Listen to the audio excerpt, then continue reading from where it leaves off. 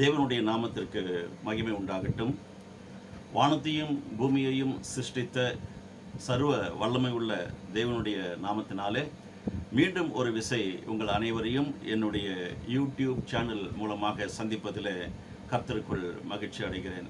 பிரியமானவர்களே, அனைவருக்கும் வணக்கம். தேவன் நம்மோடு கூட இருக்கிறார்.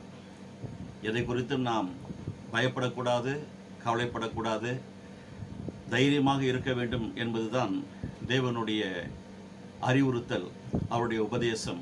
இதை புரிந்து கொண்டவர்களாக இந்த நாளிலே நாம் கர்த்தருடைய வார்த்தையை தியானிக்க இருக்கிறோம். பிரியமானவர்களே, கர்த்தர் தாமே நம் அனைவரையும் ஆசீர்வதிக்கட்டும். இந்த நாளிலே நாம் தியானிக்க இருக்கிற தேவனுடைய செய்திக்கு தலைப்பானது பெயர் சொல்லி அழைக்கும் தேவன். இந்த தலைப்பின் ஊடாக இதுவரைக்கும் நாம் 24 பாகங்கள் தியானித்து முடித்திருக்கிறோம். அதனுடைய தொடர் போதனையாக இன்று பாகம் 25க்குள் நுழைகிறோம். பிரியமானவர்களே, இந்த பாகம் 25 என்று சொல்லும் பொழுது உண்மையாகவே நான் மகிழ்ச்சி அடைகிறேன். காரணம், 25 என்ற அந்த எண்ணை சில்வர் ஜூபிலி என்று சொல்வார்கள்.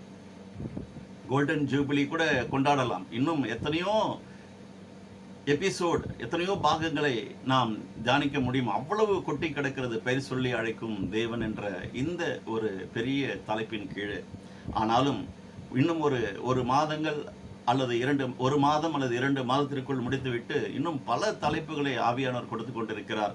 அதையெல்லாம் நாம் தியானிக்க இருக்கிறோம். பிரியமானவர்களே, இந்த நாளிலே நாம் தியானிக்க இருக்க போகிற மற்றும் ஒரு நிஜ உலக கதாநாயகன் மற்றும் மேஜர் ப்ராஃபட் என்று சொல்லப்படுகிற பெரிய தீர்க்கதரிசியாய் வாழ்ந்த தேவனுடைய வார்த்தைகளை பெற்றுக்கொண்டு தீர்க்க தரிசனம் உரைத்த நம்முடைய தீர்க்கதரிசி ஆகிய ஏசாயா அவர்களை குறித்து தியானம் செய்ய இருக்கிறோம். பிரியமானவர்களே, அதற்கு முன்பாக இந்த பெயர் சொல்லி அழைக்கும் தேவன் என்ற இந்த மாபெரும் தலைப்புக்கு துணை தலைப்புகளாக 11 துணை தலைப்புகளை எழுதி வைத்திருக்கிறேன். தொடர்ந்து பல துணை தலைப்புகளை ஆட் பண்ணணும் போல் இருக்கிறது. அந்த அளவிற்கு பொக்கிஷங்கள் நம்முடைய பரிசுத்த வேதாகமத்தில் கொட்டி கிடக்கிறது. பிரியமானவர்களே, அதை ஒவ்வொன்றையும் நாம் இறைவனுடைய வார்த்தையை, அந்த முத்து எப்படி கீழே தொலைந்து போனால், வைரக்கல் எப்படி கீழே தொலைந்து போனால் சாப்பிடக்கூட இல்லாமல் தூங்காமல் அதை தேடி பிடிக்கிறோமோ அதுபோல இறைவனுடைய வார்த்தைகள் எல்லாம் இருக்கிறது என்று நம்முடைய ஆண்டவரும் இரட்சகரும் ஆகிய இயேசுவானவர் சொல்லி இருக்கிறது போலவே, முத்துக்களை பார்க்கிலும் விலையேற பெற்ற ரத்தின கற்களாய் இறைவனுடைய வார்த்தைகள் ஒவ்வொன்றும் இருக்கிறது என்று நினைத்து பார்க்கும் பொழுது அந்த வார்த்தைகள் நமக்கு போஜனமாகவும் இருக்கிறது. ஆவிக்குரிய மனுஷனுக்கு தேவனுடைய வார்த்தை தான் போஜனம். சரீர மனுஷனுக்கு எப்படி உணவு போஜனமாக இருக்கிறதோ அதை உண்டால்தான் நாம் இந்த சரீர மனுஷனை நாம் பிழைக்க வைக்க முடியும். இல்லை என்று சொன்னால் நாம் பிழைக்க முடியாது. உணவு வேண்டும், 3 வேளைக்கு நாம் எடுத்து ஆக வேண்டும். அதைவிட இன்னும் அதிகமாக இரவும் பகலும் என்னுடைய வார்த்தையை கவனி, அதை தியானம் பண்ணு என்று ஆண்டவர் நமக்கு புத்திமதி சொல்லியிருக்கிறாரே. எதற்காக என்று சொன்னால், அவருடைய சாயலின்படியும் ரூபத்தின்படியும் இருக்கிற நம்முடைய உள்ளான மனுஷன் என்று சொல்லப்படுகிற அந்த ஆவிக்குரிய மனுஷனுக்கு இறைவனுடைய உணவு தேவைப்படுகிறது, இறைவனுடைய போஷாக்கு தேவைப்படுகிறது. அது எங்கே இருக்கிறது? உலகத்தில் இல்லை, இறைவனுடைய வாயிலிருந்து புறப்பட்டு வந்த ஒவ்வொரு வார்த்தையிலும் அடங்கி இருக்கிறது. பிரியமானவர்களே, அது இயேசுவானவர் சொல்லியிருக்கிறார், உங்கள் அனைவருக்கும் தெரியும். ஆகவே உணவு உட்கொள்ளுகிறது போல இறைவனுடைய வார்த்தையை நாம் ஒவ்வொரு வார்த்தையையும் தீர்க்கமாக தியானம் செய்து கவனித்து நம்பிக்கை வைத்து பிரியமாய் அதை தியானம் செய்து வருவோம் என்று சொன்னால், விசுவாசிப்போம் என்று சொன்னால், நிச்சயமாக தேவன் நம்மை உயர்ந்த ஸ்தானத்தில் கொண்டு வந்து நிறுத்துவார், நிறுத்தி இருக்கிறார். கொடான கோடி சாட்சிகள் இந்த பூமியில உண்டு, வாழ்ந்தது உண்டு, வாழ்ந்து கொண்டும் இருக்கிறோம். அதற்கு நீங்களும் சாட்சி, நானும் சாட்சி. பிரியமானவர்களே, சரி, இந்த 11 துணை தலைப்புகளை வேக வேகமாக வாசித்து விடுகிறேன். நம்முடைய பெயர்கள் தேவனுக்கு தெரியுமா? அவர் யாரையெல்லாம் பெயர் சொல்லி அழைத்தார்? எதற்காக அழைத்தார்? எந்த சூழ்நிலையில் அழைத்தார்? அப்படி பெயர் சொல்லி அழைத்தார் அல்லவா? அவர்களிடத்தில் என்ன பேசினார் மற்றும் அவர்களோடு கூட செய்த உடன்படிக்கை என்ன? பழைய ஏற்பாட்டில் வாழ்ந்தவர்களையும் புதிய ஏற்பாட்டில் வாழ்ந்தவர்களையும் பல முக்கியமான தருணங்களில் அவர்களை பெயர் சொல்லி அழைத்திருக்கிறார். சிலருடைய பெயர்களை அவர் மாற்றியும் இருக்கிறார். நம்முடைய பெயர்களை அவர் ஞாபகம் வைத்திருக்க ஏன் விரும்புகிறார்? நம்முடைய பெயர் மட்டும்தான் அவருக்கு தெரியுமா, அல்லது நம்முடைய விலாசம் மற்றும் செய்யும் தொழில் அனைத்தும் அவருக்கு தெரியுமா? வெகு சிலரை பிறப்பதற்கு முன்பாகவே அவர்களுக்கு இந்த பெயர் வைக்க வேண்டும் என்றும் சொல்லியிருக்கிறார். இன்றும் நாம் அந்த வார்த்தையை தியானம் செய்ய இருக்கிறோம். கடைசியாக அவர் நட்சத்திரங்களின் இலக்கத்தை எண்ணி அவைகளையெல்லாம் பெயரிட்டு அழைக்கிறார் என்று வருகிறதாக நாம் பார்க்கிறோம். இன்னொரு துணை தலைப்பையும் உங்களிடத்தில் நான் சொல்ல வேண்டும் என்று ஆசைப்படுகிறேன். ஒன்றல்ல, ஒரு கோடி கோடியாக இருக்கிறது. 2 தீமோத்தேயு பவுலடிகள் எழுதுகிறார் இப்படியாக, 1 அதிகாரம் 9வது வசனத்தில், அவர் நம்முடைய கிரியைகளின்படி நம்மை ரட்சியாமல், நம்முடைய கிரியைகளின்படி அவர் ரட்சிக்கலைங்க, அதை ஞாபகம் வச்சுக்கணும். தம்முடைய தீர்மானத்தின்படியும், அவர் தீர்மானம் பண்ணிட்டாரு நம்மளை ரட்சிக்கணும் என்பதற்காக, தம்முடைய தீர்மானத்தின்படியும் ஆதி காலம் முதல், ஃப்ரம் த பிகினிங், கிறிஸ்து இயேசுவுக்குள். நல்லா புரிஞ்சுக்கணும், ஒரே ஒரு நபர் மூலமாக தான் நமக்கு ரட்சிப்பு கிடைக்கிறது. அவர் தான் நமக்கு சுவிசேஷமாக இருக்கிறார். கிறிஸ்து இயேசுவுக்குள் நமக்கு அருளப்பட்ட கிருபையின்படியும் நம்மை ரட்சித்து பரிசுத்த அழைப்பினாலே அழைப்பித்தார். உங்களையும் என்னையும் எப்படி அழைத்திருக்கிறார் பார்த்தீங்களா? என்ன மாதிரி ஒரு காலிங்! ஜீசஸ் கால்ஸ் என்று டிஜிஎஸ் தினகரன் அவர்கள் ஒரு பெரிய மினிஸ்ட்ரியை நடத்தினார். இன்றும் அது அவருடைய குமாரன் மூலமாக, பால் தினகரன் மூலமாக நடந்து கொண்டிருக்கிறது. உலகம் முழுவதும் அவர்களுடைய பிரேயர் டவர் நிறுவப்பட்டு ஜீசஸ் கால்ஸ் என்ற தலைப்பில், பெயரில் அவர்கள் நிறைய காரியங்களை செய்து கொண்டிருக்கிறார்கள் இந்த உலக மக்களுக்கு. ஆகவே இயேசு அழைக்கிறார், ஜீசஸ் கால்ஸ் என்று சொல்லும் பொழுது, இந்த உலகத்தில் பிறந்திருக்கிற உங்களையும் என்னையும் அவர் எப்படி பெயர் சொல்லி அழைக்கிறார் பாருங்க. இந்த 11 துணை தலைப்புகளை வாசித்தேன். இன்னும் எத்தனையோ துணை தலைப்புகளை ஆட் பண்ணிக்கொண்டே போகலாம். அதில் ஒன்றுதான் 2 தீமோத்தேயு 1:9. அவருடைய கிருபையின் மூலமாக ஆதி காலம் முதல் அவர் தீர்மானித்தபடியே கிறிஸ்து இயேசுவுக்குள் நம்மை ரட்சித்து பரம அழைப்பினாலே அழைத்தார். பரம அழைப்புங்க. இது சாதாரண ஒரு காலிங் இல்லை, இது ஒரு ஹெவன்லி காலிங்.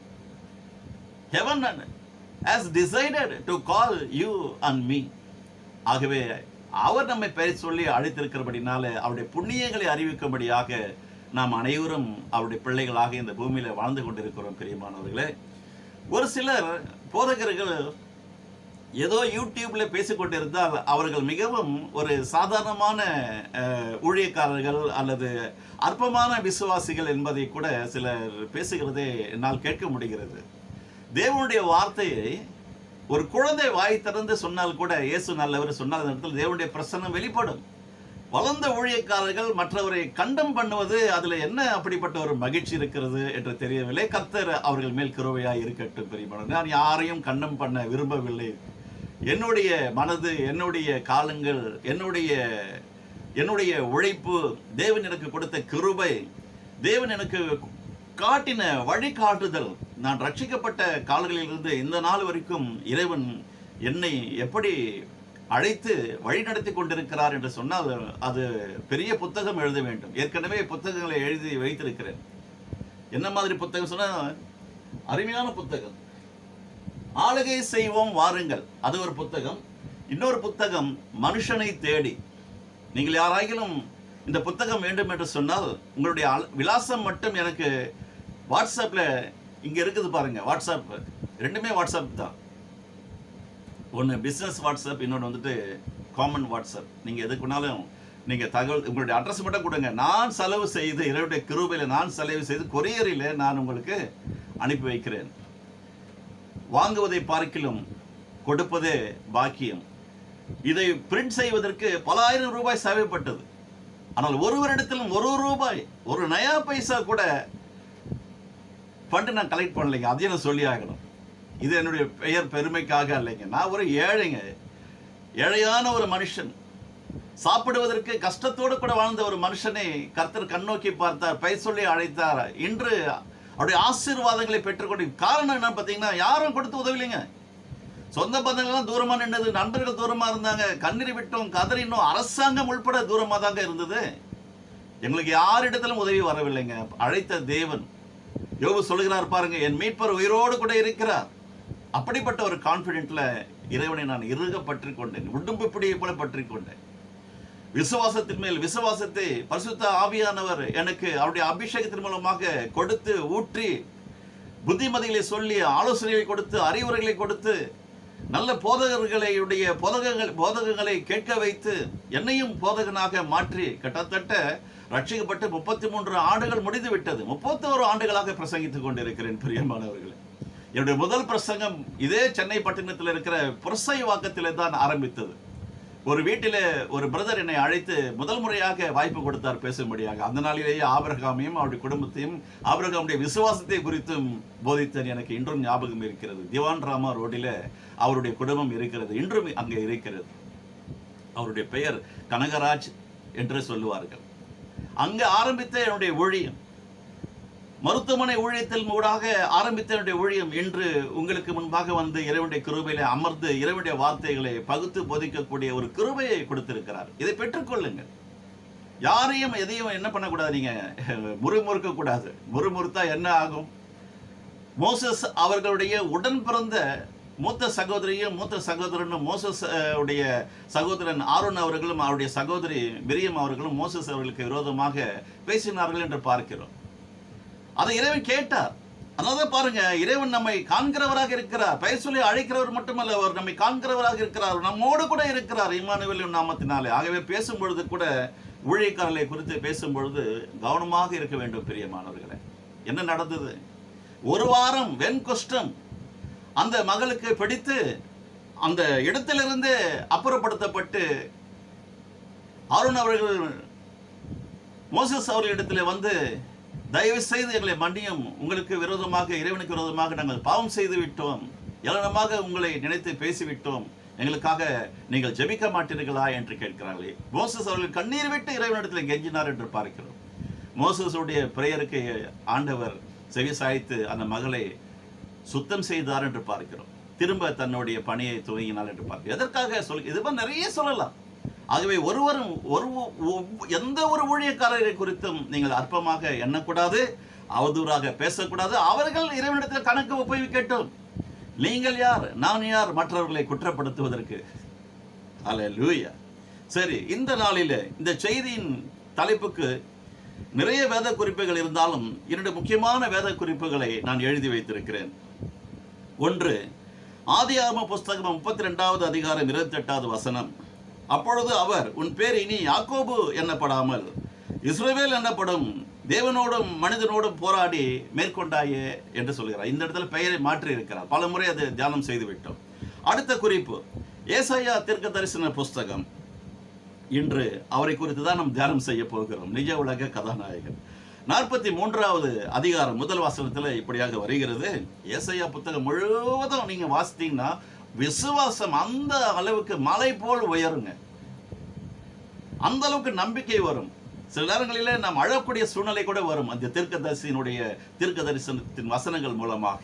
அப்படிப்பட்ட வெளிப்பாடு ஏசாயா தீர்க்கதரிசியை இறைவன் தெரிந்து கொண்டு அவர் வாயிலே அவ்வளவு வார்த்தைகளை, வரப்போகிற காரியங்களை குறித்து, நம்முடைய ரட்சகர் இந்த பூமியில பிறக்க போகிறார் என்ற தகவலையே இந்த ஏசாயா தீர்க்கதரிசி மூலமாக தான் இறைவன் திருவுளம் பற்றினார் என்று பார்க்கிறோம். ஏசாயா 43 முதல் வசனத்தில் இப்படியாக வருகிறது. இப்போதும் யாக்கோபே, உன்னை சிருஷ்டித்தவரும் இஸ்ரவேலே உன்னை உருவாக்கினவருமாகிய கர்த்தர் சொல்லுகிறதாவது, பயப்படாதே. Fear not the what? உன்னை மீட்டுக் கொண்டேன். I redeemed you. உன் பேர் சொல்லி அழைத்தேன், நீ என்னுடையவன். I call you by thy name. You are mine. நம்ம நினைக்கிறோம் யாரோ நம்மளை இந்த உறவு சொல்லி, இந்த உறவு முறையை சொல்லி, அங்கிள், ஆண்ட்ரி, சித்தப்பா, பெரியப்பா, இதையெல்லாம் சொல்லி நமக்கு எதையாகிலும் ஒரு உதவி வரும் அல்லது அவர்களிடத்திலிருந்து ஏதாவது தயவு கிடைக்கும் என்று பார்க்கிறோம். No no no. ஒருவர் நம்மை படைத்தவர் சொல்லுகிறார், உன்னை நான் பெயர் சொல்லி அழைத்திருக்கிறேன், நீ என்னுடையவன், நான் உன்னை மீட்டுக் கொண்டேன். எப்படிப்பட்ட மீட்புங்க? அதெல்லாம் தியானிக்க போகிறோம். எப்படிப்பட்ட மீட்பு? அவர் ஒருவரால் தான் நம்மை மீட்க முடியும். அப்படிப்பட்ட விலையை இறைவன் கல்வாரி சிலுவையில் நமக்காக செலுத்தி இருக்கிறார். பிசாசின் கரத்தில் வாழ்ந்து கொண்டிருந்த நம்மை இன்று விடுதலை செய்து அவருடைய கரத்திற்குள் நம்மை பத்திரமாக வைத்திருக்கிறார், பொக்கிஷமாக வைத்திருக்கிறார். பிரியமானவர்கள், நீ என்னுடையவன் என்று சொல்லுகிறார். இப்படிப்பட்ட தைரியத்தோடு கூட நீங்களும் நானும் ஒவ்வொரு நாளும் கண்ணு விழிப்போம் என்று சொன்னால், அவருடைய சமூகத்தில் வந்து உட்கார்வோம் என்று சொன்னால், நிச்சயமாக இந்த வார்த்தைகளின்படியே நம்மை கர்த்தர் ஆசீர்வதிப்பார். ஆசீர்வாதம் பெற்றுக்கொள்வதெல்லாம் ரொம்ப சிம்பிளுங்க. நம்ம அவருடைய இருதயத்தை கூல் பண்ணணும், சில் பண்ணணும், அவ்வளவுதான். Praise and worship is enough. When we compare with the prayer time, praise and worship time must be increased. நம்ம அவருடைய நாமங்களை சொல்லி, அவருடைய நற்கிரியைகளை சொல்லி, நாம் பெற்றுக்கொண்ட ஆசீர்வாதங்களை சொல்லி துதிக்க துதிக்க துதிக்க அவருடைய இருதயம் அப்படி மெழுகு போல உருகும். அதுக்கப்புறம் நீங்க கேட்க வேண்டாம், அவரே அள்ளி அள்ளி கொடுப்பார். கிள்ளி கொடுக்கவே அவருக்கு தெரியாது, அள்ளி அள்ளி கொடுக்கதான் நம்முடைய தேவனுக்கு தெரியும். பிரியமானவர்களே, சரி, இந்த படைத்தவர் படைக்கப்பட்ட நம்மை குறித்து என்ன சொல்லியிருக்கிறார் என்று, அதாவது தேவ செய்தியை நாம் தியானம் செய்வதற்கு முன்பாக இதையெல்லாம் நான் ஆரம்பத்தில் சொல்லி விடுகிறது என்னுடைய பழக்கம். சரி, உதாரணமாக ஒரு 2 வீலர் அல்லது 4 wheeler or any vehicle manufacturer வந்துட்டு ஒரு அதோடைய ஃபங்க்ஷன் பீரியடை கொடுக்கிறார், லைஃப் டைம் கொடுக்கிறார். 15 வருடம் எங்களுடைய வாகனங்களை நீங்கள் பயன்படுத்தலாம்.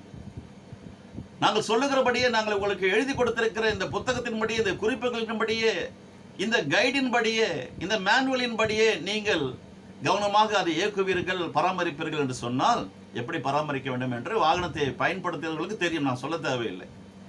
எதையெல்லாம் செய்தால் அந்த வாகனம் சரியான விதத்தில் அது ஓடும் என்பது அனுபவம் உள்ளவர்களுக்கு தெரியும், அனுபவம் இல்லாதவர்களுக்கு சொன்னாலும் புரியாது. 15 ஆண்டு அவர் வந்துட்டு கொடுக்கிறார், life time guarantee, 15 years life time guarantee.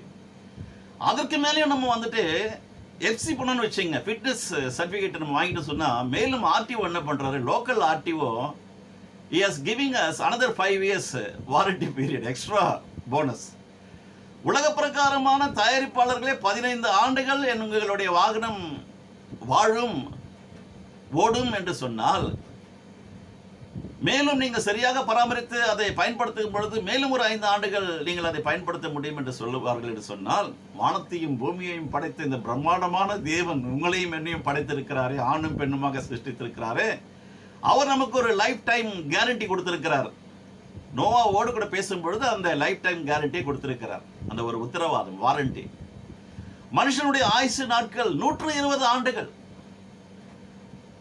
என்னுடைய ஆவி அவனுடைய ஆவியோடு கூட போராடுவதில்லை. ஏனென்றால் ஜலப்பிரளயத்தினாலே இந்த உலகத்தை இறைவன் அழித்தார், மனஸ்தாபப்பட்டார். மனுஷனை ஏன் நான் சிருஷ்டித்தேன் என்று வேதனைப்பட்டார், வந்து கொண்டார்.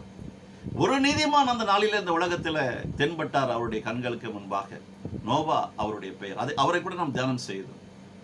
நோவாவை அழைத்து, உன் மூலமாக நான் ஒரு புதிய சந்ததியை உருவாக்கி இந்த உலகத்தை நான் உருவாக்கப் போகிறேன், என்னுடைய வார்த்தைகளின்படியே நீ ஒரு பேழையை தயார் செய் என்று சொன்னார்.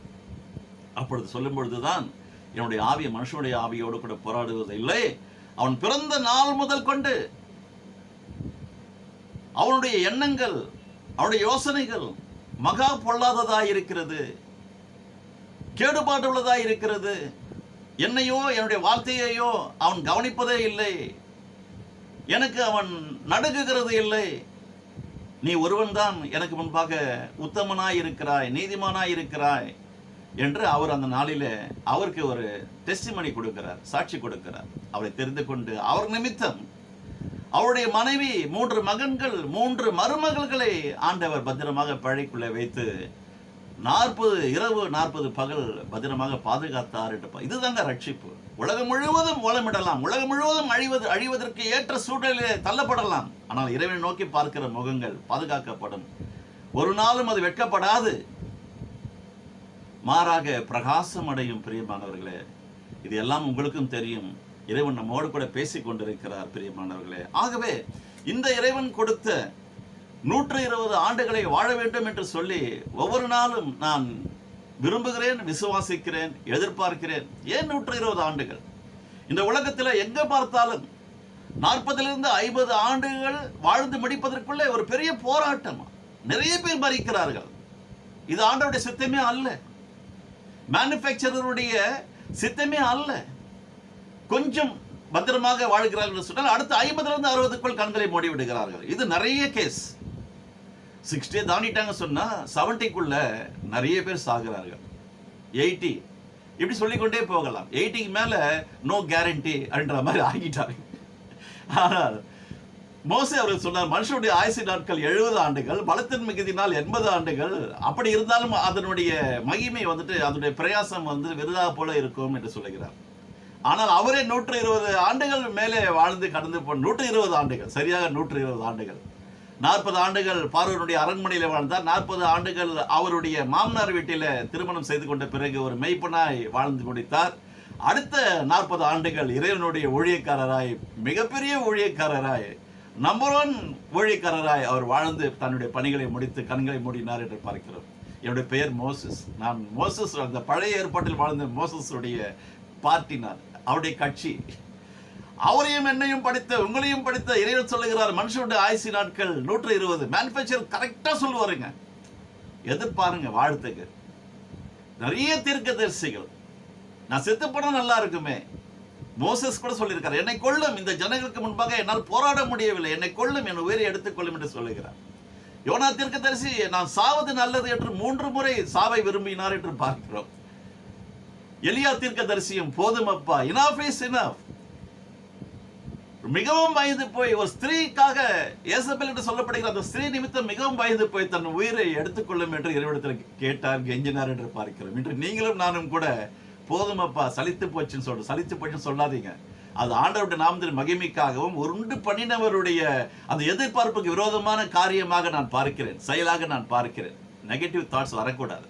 வாழ்வோம், இறைவனுடைய நாமத்தின் மகிமைக்காக வாழ்வோம். ரட்சிக்கப்படாத ஜனங்கள் நம்முடைய வாழ்க்கையை பார்த்து திரும்பி வரும்படியாக வாழ்ந்து காட்டுவோம். பிரியமானவர்களே, அருமையான தேவன் நம்முடைய தேவன். ஹல்லேலூயா. சரி, இந்த தீர்க்கதரிசி மேஜர் ப்ராஃபட் என்று சொல்லப்படுகிற ஏசாயா தீர்க்கதரிசியானவர், இயேசுவானவர் பிறப்பதற்கு முன்பாக சுமார் ஒரு 700 ஆண்டுகளிலிருந்து 800 ஆண்டுகளுக்கு முன்பாக பிறந்த ஒரு மாபெரும் தீர்க்கதரிசியாக வாழ்ந்தவர் என்று நாம் பார்க்கிறோம். இந்த தீர்க்கதரிசியினுடைய தகப்பன் பெயர் ஆமோத்ஸ் என்று பார்க்கிறோம். இவர் ஒரு சுவிசேஷ பிரகடன தீர்க்கதரிசியாக அழைக்கப்பட்டவர். ஏனென்றால் நம்முடைய இரட்சகரும் மீட்பரும் ஆண்டவருமாகிய இயேசுவானவர் உடைய பிறப்பை குறித்து முன்னறிவித்த தீர்க்கதரிசிகளிலே இவர்தான் நம்பர் 1 தீர்க்கதரிசி. ஆகவேதான் ஏசாயா அவர்களை குறித்து இந்த நாளிலே நாம் தியானம் செய்கிறோம். பிரியமானவர்களே, ஏசாயா தீர்க்க தரிசன புத்தகம் 7வது அதிகாரம் 14வது வசனத்துல இப்படியாக இறைவனுடைய வார்த்தை இந்த தீர்க்கதரிசியின் மூலமாக வருகிறது. நம்முடைய இயேசுவானவர், நம்முடைய இரட்சகர் இந்த பூமியில பிறக்க போகிறார் என்பதை இந்த தீர்க்கதரிசிக்கு இறைவன் வெளிப்படுத்தினார் என்று பார்க்கிறோம். ஏசாயா தீர்க்க தரிசன புத்தகம் 7வது அதிகாரம் 14வது வசனத்துல இப்படியாக வருகிறது. ஒரு கன்னிகை கர்ப்பவதி ஆகி, என்ன மாதிரி அற்புதம் பாருங்க, ஷாக் நியூஸ் சொல்லலாம். ஒரு ப்ராஃபட் கிட்ட என்னமா சொல்றா பாருங்க, உலகத்துல முதல் மனுஷனாகிய ஆதாம் பிறந்தது மண்ணிலிருந்து தோன்றினார் என்று பார்க்கிறோம். ஏவாள் மண்ணிலிருந்து உருவாகவில்லை, மண்ணிலிருந்து உருவாக்கின ஆதாமுடைய விலா எலும்பிலிருந்து உருவானவள் அந்த மனுஷி என்று பார்க்கிறோம். சரி, காயின் ஆபேல் இவர்கள் எப்படி பிறந்தார்கள்? மண்ணினால் அல்ல, அல்லது ஏவாளுடைய எலும்பிலிருந்து அல்ல. 2 பேரும் கணவன் மனைவியாக மாறின பிறகு கணவனுடைய விந்தணுக்கும் மனைவியுடைய அந்த சினை முட்டைக்கும் மூலமாக உருவாகி பிறந்தவர்கள் தான் இவர்கள். இப்படி இருக்க இயேசுவானவர் ஒரு அற்புதமான விதத்தில் பிறப்பார் என்ற இந்த தீர்க்கதரிசி மூலமாக இறைவன் உரைக்கிறார். எப்படிப்பட்ட பிறப்பாக இருக்க போகிறதாம்? ஒரு கன்னிகையின் மூலமாக, கணவனை அறியாத அந்த அம்மா கூட சொல்றாங்க, நம்ம அதையும் நம்ம பார்க்க போகிறோம். நான் ஒரு புருஷனை அறியேனே, இது எப்படி சம்பவிக்கும் என்று காபிரியல் தீர்க்கதரிசி இடத்துல மேரி அம்மா கேட்கிறதா நம்ம பார்க்கிறோம். ஒரு கன்னிகை எப்படிங்க ஒரு குழந்தை பெற முடியும்? It is super natural miracle and wonder என்று சொல்லலாம், அல்லது ஸ்பிரிச்சுவல் சயின்ஸ் என்று சொல்லலாம். இந்த உலகத்தில் அறிவு இருக்கிறது, அறிவியல் இருக்கிறது. இதன் மூலமாக சில விளக்கங்களை ஆராய்ச்சியாளர்கள் கொடுக்கிறார்கள், சயின்டிஸ்ட் கொடுக்கிறார்கள். ஆனால் இறைவனுக்கு என்று ஒரு சயின்ஸ் இருக்கிறது. அந்த சயின்ஸுக்கு பேர் தான் ஸ்பிரிட் சயின்ஸ் அல்லது ஸ்பிரிச்சுவல் சயின்ஸ் என்று சொல்வார்கள். அதன் மூலமாக தான் இறைவன் அற்புதங்களையும் அடையாளங்களையும் அதிசயங்களையும் செய்து கொண்டே இருக்கிறார் என்பதை நீங்களும் நானும் நம்ப வேண்டும். அப்படி நம்புவோம், விசுவாசிப்போம் என்று சொன்னால் உங்களுடைய வாழ்க்கையில ஒரு கன்னிகை எப்படி ஒரு குழந்தையை பெற முடியுமோ அதே போல் முடியாதது எதுவோ முடியும் என்று சொல்லுகிறது தான். Is there anything too hard for me என்று கேட்கிறார். என்ன செய்யக்கூடாத ஒரு காரியம், கடினமான காரியம் ஒன்று உண்டோ சொல் என்று சொல்லுகிறார். நம்முடைய தேவனால் எல்லாம் கூடும். காரணம் அவர் சர்வ வல்லமையுள்ள தேவன். 7:14 திரும்பவும் வாசிப்போம். ஒரு கன்னிகை கர்ப்பவதியாகி ஒரு குமாரனை பெறுவாள், அவருக்கு இம்மானுவேல் என்று பெயரிடுவார் என்று அவர் சொல்லுகிறார்.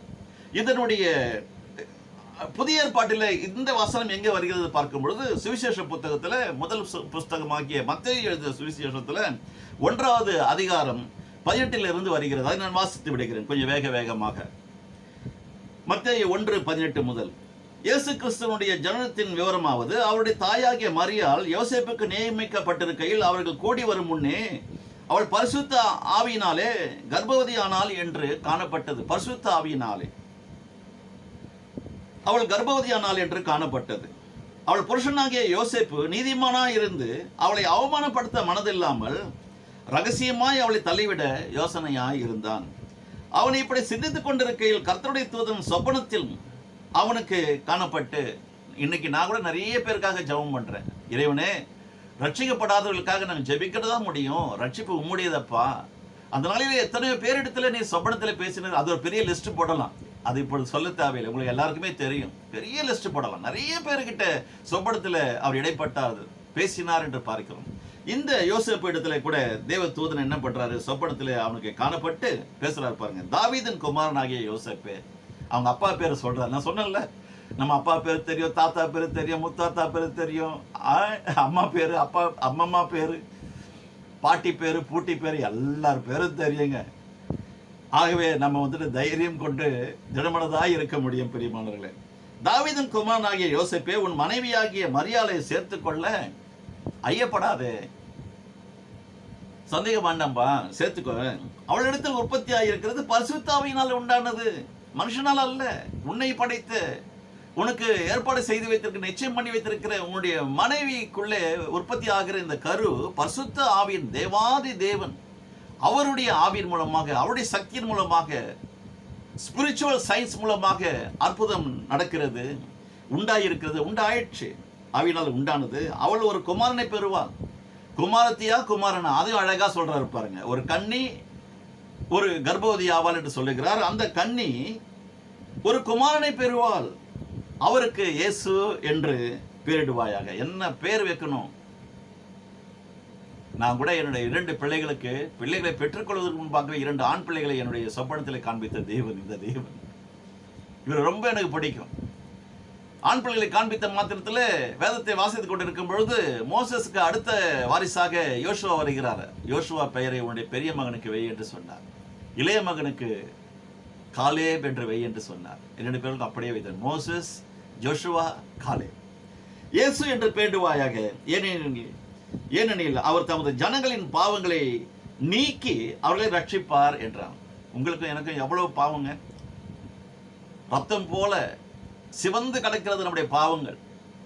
அந்த பாவங்களை எல்லாம் நீக்க ஒரே ஒரு பரிகாரம் தான், ஒரே ஒரு பரிகாரி தான். எலுமிச்சம்பழத்தில் நம்முடைய பரிகாரம் இல்லை, பூசணிக்காயில சுத்தி போட்டு உடைக்கிறதுல நம்முடைய பரிகாரம் அல்ல. பிரியமானவர்களே, வேற எந்த விதமான மந்திர தந்திரங்கள் செய்வினையிலே நம்முடைய பரிகாரம் இல்லை. பிரியமானவர்களே, கிறிஸ்தவர்களாகிய நீங்களும் நானும் தீர்க்கமாக சிந்திக்க வேண்டும். அதன் பின்பாக நாம் ஓடக்கூடாது. குறி சொல்லுகிறவர்களை உயிரோடு வைக்கக்கூடாது என்று இறைவன் சொல்லியிருக்கிறார். அவர் சொல்லுகிறார், உங்களுடைய பாவங்களை, தமது ஜனங்களின் பாவங்களை நீக்கி, பாவ தோஷங்களை நீக்கி அவர்களை ரட்சிப்பார் என்று உங்களுக்கும் எனக்கும் இறைவன் ரட்சிப்பை கொடுத்திருக்கிறாரே, இந்த தீர்க்கதரிசியின் மூலமாக தான், ஏசாயா தீர்க்கதரிசியின் மூலமாக தான். இந்த 25வது பாகத்தில் இந்த சில்வர் ஜூபிலி எபிசோட்ல யாரை தியானத்தை கொண்டிருக்கிறோம்? பழைய ஏற்பாட்டிலே வாழ்ந்த மகா பெரிய தீர்க்கதரிசியாகிய ஏசாயா குறித்தும், இந்த புதிய ஏற்பாட்டு காலத்தில் வாழ்ந்து கொண்டிருக்கிற உங்களையும் என்னையும் இந்த ஏசையா, அவர் பேரு ஏசையா, இவர் பேரு ஏசையா. நான் ஏசன்னா அப்படின்னு சொல்லுவேன். He is my redeemer, he is my good shepherd, he is my savior, he is our head of our family. ஆனாலும் இதோ என்னுடைய நேசகுமாரன், இவர் மேலே நான் பிரியமாய் இருக்கிறேன் என்று பிதாவாகிய தேவன் சொன்னாரே. இதோ என்னுடைய குமாரன் என்று சொல்லும்போது அவருக்கு பிறகு பிறந்த நீங்கள் நானும் அவருடைய இளைய பிள்ளைகளாக இருக்கிறபடினாலே, அவர் மூத்த மகனாக இருக்கிறபடினாலே நான் Jesus you are my elder brother என்று சொல்லுவேன். ஹல்லேலூயா. இது என்னுடைய நம்பிக்கை, என்னுடைய விசுவாசம். நீங்கள் அவரை அப்படி கூப்பிடலாம், இல்லைன்னா அப்பா என்று கூப்பிடலாம், ஐயா என்று கூப்பிடலாம், ரட்சகா என்று கூப்பிடலாம், விமோச்சகா என்று கூப்பிடலாம், ஏசன்னா என்று கூப்பிடலாம், ஓசன்னா என்று கூப்பிடலாம். எப்படி வேணாலும் கூப்பிடுங்க. அவருடைய ஹார்ட்டை சில் பண்ணுங்க, அது போதும். அதுக்கப்புறம் உங்களுடைய வாழ்க்கையை அவர் சில் பண்ணிடுவார். அதுக்கப்புறம் நம்ம சொல்லலாம், நான் ரொம்ப ரொம்ப லைட்டா நான் ஃபீல் பண்றேன், என்னுடைய ஹெவி பர்டன் லைஃப் வந்து became like light luggage and more comfortable என்று சொல்லலாம். சிலர் பிரயாணம் செய்யும் பொழுது நிறைய லக்கேஜ்களை எடுத்துக்கொண்டு போவாங்க. 4 நாள் பிரயாணமாக இருக்கும், 1 மாசத்துக்கு தேவையான ட்ரெஸ்ஸை கொண்டு போவாங்க. தெரியல, ஹெவி பர்டன். அப்படி இருக்கக்கூடாது. Light luggage more comfortable. நம்முடைய வாழ்க்கையில் ஒவ்வொரு பகுதியிலும் அப்படிப்பட்ட ஒரு சிந்தனை ஆற்றலை கொண்டு வரும் என்று சொன்னால் நிச்சயமாக நாம் மிகவும் பெரியவர்களாக வளர முடியும். நம்ம வந்து நம்முடைய வாழ்க்கையை ரொம்ப லகுவாயிடுங்க. அடுத்து என்ன சொல்லுகிறார்? தீர்க்கதரிசியின் மூலமாய் கர்த்தராலே உரைக்கப்பட்டது நிறைவேறும்படி இதெல்லாம் நடந்தது. அவன், அதாவது தேவதூதன், இதோ ஒரு கன்னிகை கர்ப்பவதியாகி ஒரு குமாரனை பெறுவாள், அவருக்கு இம்மானுவேல் என்று பெயரிடுவார்கள் என்று சொன்னார்.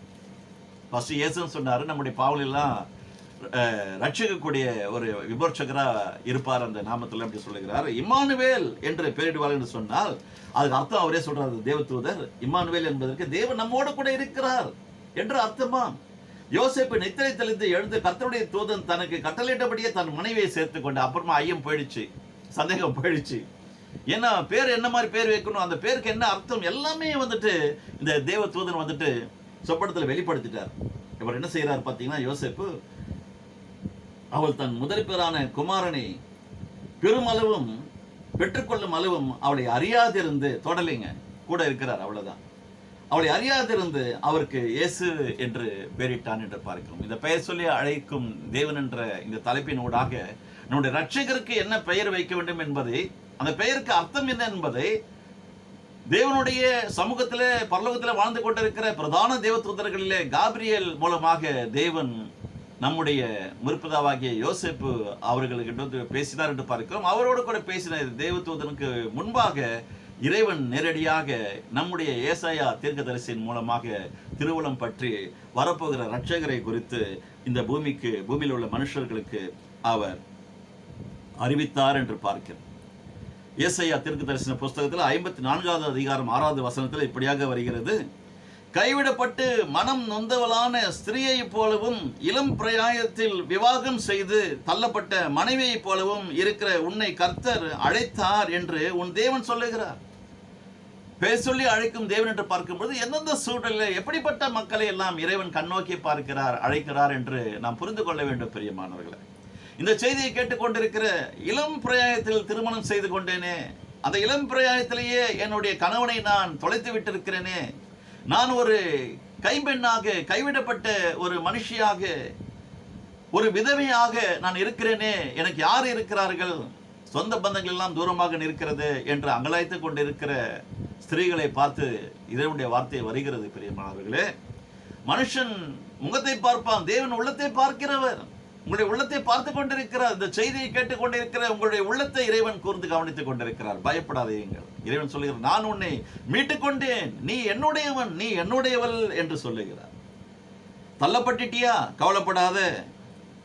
இளம் பிராயத்தில் விவாகம் செய்து விதவையை ஆனாயோ, யாருடைய உதவி உனக்கு இல்லையோ, என்னுடைய உதவியின் கரம் எப்பொழுதும் உனக்கு இருக்கும் என்று ஆண்டவர் சொல்லுகிறார். பாருங்க, உன்னை கர்த்தர் அழைத்தார் என்று உன் தேவன் சொல்லுகிறார் என்று இதே தீர்க்கதரிசியின் மூலமாக ஒரு ஏழையை பார்த்து, ஒரு ஏழை விதவையை பார்த்து எலியா தீர்க்கதரிசியின் மூலமாக அந்த நாளிலே சாரிபாத் விதவை என்று சொல்லப்படுகிற அந்த மனுஷ இடத்துல எலியா தீர்க்கதரிசியின் மூலமாக அந்த மனுஷியை எப்படிப்பட்ட கோடீஸ்வரியாக மாற்றினார். பிரியமானவர்களே, உன்னிடத்துல இன்னும் காலியான பாத்திரங்கள், குடங்கள் இருக்கிறதா? கொண்டு வா. இறைவனுடைய அபிஷேகத்தின் மூலமாக வருகிற இந்த ஸ்பிரிச்சுவல் சயின்ஸ் மூலமாக வருகிற இந்த மிராக்கிள், இந்த ஒண்டர் மூலமாக பெற்றுக்கொள்ளுகிற இந்த அருமையான தூய்மையான எண்ணெயை பிடிக்க உன்னிடத்துல இன்னும் அநேக காலி குடங்கள் இருக்கிறதா? கொண்டு வா, நிரப்புகிற தேவன் தாங்க நம்முடைய தேவன். உங்களையும் என்னையும் அவர் பெயர் சொல்லி அழைத்து எப்படிப்பட்ட ஒரு அருமையான காரியங்களை எல்லாம் தேவன் நமக்கு செய்து கொண்டிருக்கிறார். பிரியமானவர்களே, நான் உங்களிடத்தில் ஒன்று சொல்ல வேண்டும் என்று ஆசைப்படுகிறேன். இந்தியாவில் வாழ்ந்து கொண்டிருக்கிற மக்களுக்கு இந்தியாவிற்கென்று ஒரு சட்டம் இருக்கிறது, ஐபிசி என்று சொல்லுவார்கள். எந்த சட்டத்தையும் தெரிந்து கொள்ளாமல் இந்த இந்தியாவிலே வாழ்கிறது போல உலகம் முழுவதும் வாழ்ந்து கொண்டிருக்கிறார்கள். இந்த சட்டம் தெரியாமலே வாழ்ந்தால் சில நேரங்களில் ஃபைன் பண்ணிட்டு நம்ம வெளியே வந்துடலாம், அல்லது சிறைச்சாலைக்குள்ள போயிட்டு கொஞ்சம் நாட்களுக்கு அப்புறம் வெளியே வந்துடலாம். ஆனால் இறை சட்டத்தை மறந்து இறை சட்டத்தை அறிந்து கொள்ளாமல் வாழ்வோம் என்று சொன்னால் இம்மையிலேயே நம்முடைய வாழ்க்கையை தொலைத்து விடுவோம், மறுமையிலே நித்திய ஜீவன் கிடைக்காது. பிரியமானவர்களே, ஆகவே இறை சட்டத்தை அல்லது இறைவனுடைய சத்தத்தை, அவருடைய சட்ட திட்டங்களை அறிந்து கொள்ள வேண்டும் என்பதற்காக தான் இந்த நாளிலே உங்களுக்கு முன்பாக பரிசுத்த ஆவியானவருடைய பெரிதான கிருபையில உங்களுக்கு முன்பாக நான் வந்து அமர்ந்திருக்கிறேன். பிரியமானவர்களே, சந்தர்ப்பம் கிடைத்தாலும் கிடைக்கவில்லை என்று சொன்னாலும் சுவிசேஷத்தை அறிவிக்க ஜாக்கிரதையாயிரு என்று பவுலடிகள் தீமோத்தேயுக்கு சொல்லி இருக்கிறார் என்று பார்க்கிறோம். நீங்களும் நானும் எப்படிப்பட்ட ஒரு நெருக்கமான சூழ்நிலையிலே நாம் வாழ்ந்து கொண்டிருந்தாலும், கடினமான காலங்களிலே நாம் பிரயாணம் செய்து கொண்டிருந்தாலும், சந்தர்ப்பம் கிடைக்கும் பொழுதெல்லாம் இறைவனுடைய சத்தத்தை, இறைவனுடைய சட்டம் என்ன சொல்லுகிறது என்று தெரிந்து கொள்ளும் என்று சொன்னால், இந்த ஆவியின் மனுஷன், இந்த ஆத்மாவின் மனுஷன், இந்த சரீரத்தின் மனுஷன் நன்றாக வாழ்ந்து 3 யோவான் 2வது வசனத்திலே சொல்லியிருக்கிறது போல, பிரியமானவனே, உன் ஆத்மா வாழ்கிறது போல நீ எல்லாவற்றிலும் வாழ்ந்து சுகமாய் தங்கியிருப்பாயாக என்று வேண்டிக் கொள்ளுகிறேன் என்று சொன்னாரே. அப்படி நீங்களும் சுகமாக வாழ வேண்டும் என்று சொன்னால் இறை சட்டத்தை, இறை சத்தத்தை, சட்டம் மற்றும் சத்தத்தை நீங்களும் நானும் கவனமாக கேட்போம் என்று சொன்னால் நிச்சயமாக நாம் கீழாகாமல் மேலாயிருப்போம், வாழாகாமல் தலையாயிருப்போம். யாருடைய உதவியும் வேண்டாங்க. நாசிலே சுவாசம் உள்ள மனுஷனை நம்புவதற்கு அவன் எம்மாத்திரம். Is after all is nothing, whoever it may be. இறைவனுடைய ஊழியக்காரர்களாகவே இருக்கட்டும், 5 விதமான ஊழியங்கள் உண்டு. அப்போஸ்தல ஊழியம், தீர்க்கதரிசன ஊழியம், மெய்ப்பனுடைய ஊழியம், போதகனுடைய ஊழியம், சுவிசேஷகனுடைய ஊழியம் என்று 5 விதமான 5-fold ministry என்று சொல்வார்கள். எப்படிப்பட்ட ஊழியங்களை கலக்குகிறவர்களாகவே இருக்கட்டும் பவுலை போல. ஆனால் உங்களுடைய நம்பிக்கை, உங்களுடைய கண்கள் அவர்கள் மேல் வைக்க கூடாது. உபதேசத்தை கேளுங்கள், பெற்றுக்கொண்டு அதை உங்களுடைய வாழ்க்கையில் அபியாசப்படுத்துங்கள். ஆனால் உங்களுடைய நம்பிக்கையை என் மேல் வைக்கக்கூடாது, உலகத்தின் மேல் வைக்கக்கூடாது. ஈவன் உலகத்தை ஆளுகை செய்கிற அரசியல்வாதிகள் மேல், அரசாங்கத்தின் மேல் வைக்கக்கூடாது. பரலோக ராஜாவின் மேல் வைக்க வேண்டும், பரலோக ராஜ்யத்தின் மேல் வைக்க வேண்டும், பரலோக அதிகாரியின் மேல் வைக்க வேண்டும், பரலோக சட்டங்களை மதிக்க வேண்டும். பரலோக ராஜ்யத்திலிருந்து உங்களுக்கும் எனக்கும் உதவி வந்து கொண்டிருக்கிறது என்பதை நீங்களும் நானும் அசைக்க முடியாமல் நம்புவோம் என்று சொன்னால் நிச்சயமாக நீங்களும் நானும் வர வர வர வர விருத்தி அடைவோம். பிரியமானவர்களே, இன்னொரு வசனத்தை வாசித்து முடித்து விடுகிறேன். மத்தேயு எழுதின சுவிசேஷம் 23வது அதிகாரம் 37வது வசனத்தில் இப்படியாக வருகிறது. பிரியமானவர்களே, எருசலேமே எருசலேமே, தீர்க்கதரிசிகளை கொலை செய்து உன்னிடத்தில் அனுப்பப்பட்டவர்களை கல்லெறிகிறவளே, கோழி தன் குஞ்சுகளை தன் சிறகுகளின் கீழ் கூட்டி சேர்த்துக் கொள்ளும் வண்ணமாக நான் எத்தனை தரமோ உன் பிள்ளைகளை கூட்டி சேர்த்துக் கொள்ள மனதாயிருந்தேன். மன வலியோடு கூட இறைவன் நம்மோடு கூட பேசிக் கொண்டிருக்கிறார். பிரியமானவர்களே, உங்களுக்கோ மனதில்லாமல் போயிற்று என்று இந்த வசனத்தில் நாம் பார்க்க முடிகிறது. இயேசுவானவர் சொல்லுகிறார், எருசலேமே எருசலேமே, தீர்க்கதரிசிகளை கொலை செய்து உன்னிடத்தில் அனுப்பப்பட்டவர்களை கல்லெறிகிறவளே, கோழி தன் குஞ்சுகளை தன் சிறகுகளின் கீழ் கூட்டி சேர்த்துக் கொள்ளும் வண்ணமாக. பார்த்திருக்கீங்களா அந்த சீனை? தாய் கோழி என்ன பண்ணும், ஜஸ்ட் பார்ன் பேபிஸ் எல்லாம் அழகா மழை வந்ததுன்னா, அது வெயில் வந்ததுன்னா அப்படியே இந்த பக்கம் ஒரு 4 குஞ்சு, அந்த பக்கம் ஒரு 4 குஞ்சு அப்படி சேர்த்து வச்சுக்கணும். நான் கூட கொரோனா டைம்ல கோழிகள்லாம் வளர்த்த கொஞ்சம் அனுபவம் எனக்கு உண்டு. அதுல எங்கதான் இருக்குன்னு தெரியாது, கிட்ட போய் பார்த்தா பத்திரமா பார்த்துக்கோ.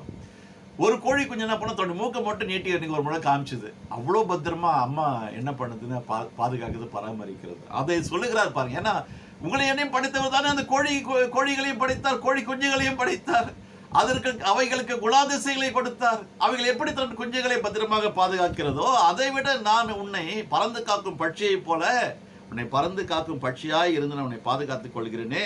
இத்தனை முறையோ உன்னிடத்துல வந்து உன்னை பெயர் சொல்லி அழைத்த நீ என்னுடைய சத்தத்தை கேட்க மாட்டேன் என்று சொல்லி விலகி விலகி போகிறாயே என்று மனம் நொந்து இயேசுவானவர் அந்த இடத்துல பேசினதாக நான் பார்க்கிறேன்.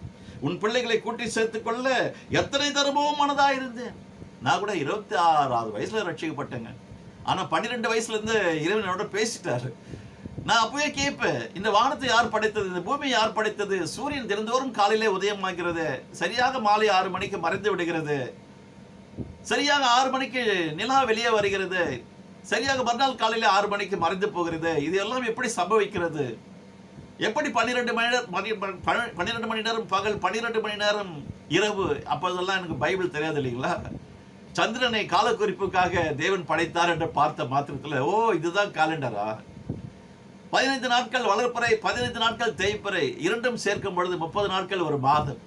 பெரிய காலண்டர் வாழ்ந்து தொங்குதுங்க. நம்ம ஆனா வீட்டில் ஒரு சின்ன காலண்டர் 1.5 அடிக்கு 1.5 அடி ஒரு ஸ்கொயர்ல ஒரு காலண்டர் வச்சிருக்கிறோம். ஏசப்பா நம்முடைய படைத்த தேவன், வானத்தையும் பூமியும் படைத்த சர்வ வல்லமுள்ள தேவன் ஒரு மகா காலண்டரை வச்சிருக்கிறார் பாருங்க. அந்த காலண்டருடைய பெயர் மூன், MOON. மூன் வர்ஷிப்பர் நிறைய பேர் இருக்கிறாங்க. நம்முடைய முற்பிதாவாகிய ஆபிரகாம் கூட மூன் வர்ஷிப்பர். அது பிறகுதான் இறைவனுடைய அவருடைய உள்ளத்துல பேசி அவரை பெயர் சொல்லி அழைத்து, ஆபிராமே ஆபிராமே இனி உன்னுடைய பெயர் ஆபிரகாம் என்று அழைக்கப்படும், சாரா என்று சொல்லப்படுகிற உன்னுடைய மனைவியுடைய பெயர் இனிமேல் சாரால் என்று அழைக்கப்படும் என்று பெயரை மாற்றினார் இருப்பார். பழைய பெயரை சொல்லி கூப்பிட்டு புது பெயரை சுட்டுறாரு. அந்த மனுஷராகிய நம்முடைய முற்பிதாவாகிய ஆபிரகாம் மூன் வர்ஷிப்பர் என்று பார்க்கிறோம்.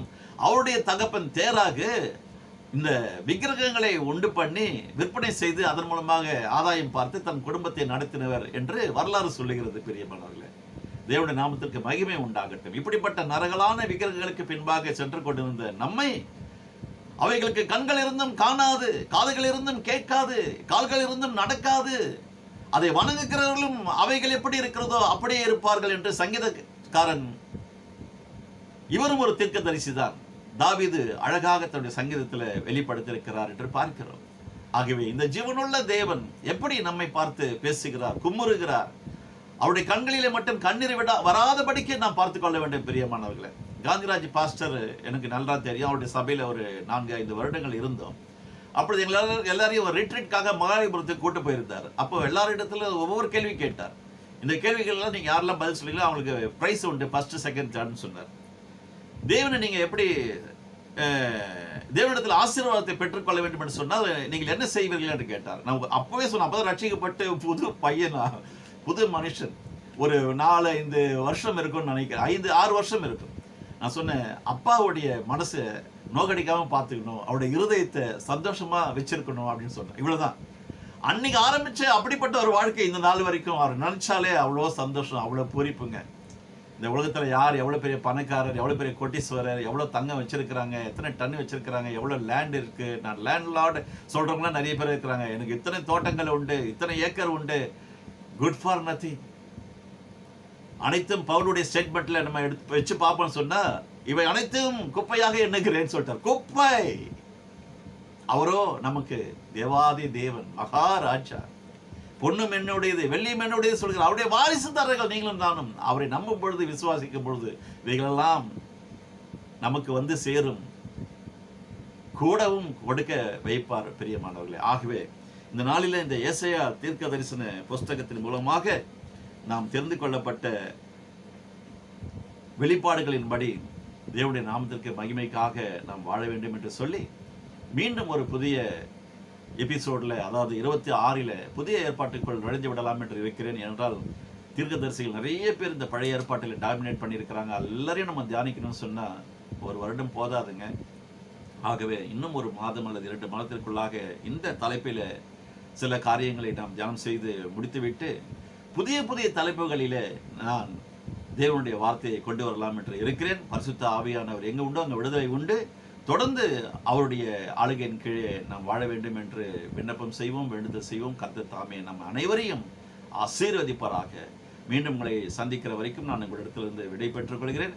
கர்த்தருடைய நாமத்திற்கே மகிமை உண்டாகட்டும். காட் பிளஸ் யூ என்று சொல்லி உங்கள் அனைவரையும் வாழ்த்துகிறேன். பிரியமானவர்களே, நன்றி, வணக்கம். God bless you.